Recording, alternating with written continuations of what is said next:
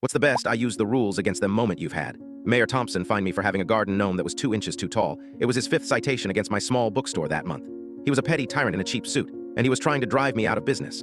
My shop was on a prime corner of Main Street, and his developer buddy had been trying to buy the block for years. Thompson was using municipal codes as his personal weapon. First, it was a fine for the color of my awning. Then, a citation because a single weed had cracked the sidewalk near my entrance. It was death by 1,000 paper cuts, and my business was bleeding out.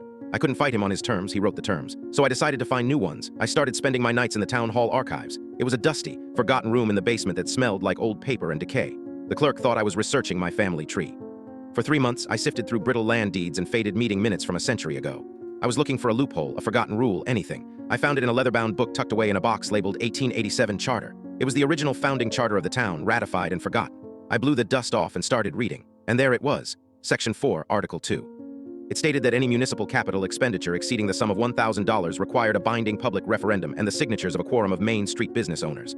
My heart started pounding.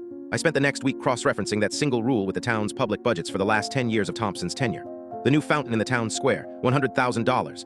The renovation of his own office, $80,000. The bronze statue of his predecessor, $250,000. He had spent millions of dollars and he had never once held a referendum. Every major decision he'd made was, according to the town's own founding law, illegal.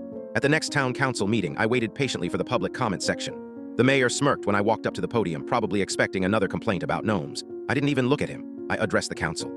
I'd like to read from the 1887 Town Charter, I began. I read the article aloud. Then I placed a 300-page binder on the podium. This binder contains every budget report from the last decade showing capital expenditures made without the legally required referendum. The room went silent. Mayor Thompson's face went from pink to a deep, blotchy red. He started banging his gavel, shouting, "You are out of order." But the town attorney had already walked over, picked up my copy of the charter, and was reading it. I watched the color drain from his face. He slowly looked up at the mayor and just shook his head. The vote of no confidence was unanimous. I paid all my fines with the settlement money.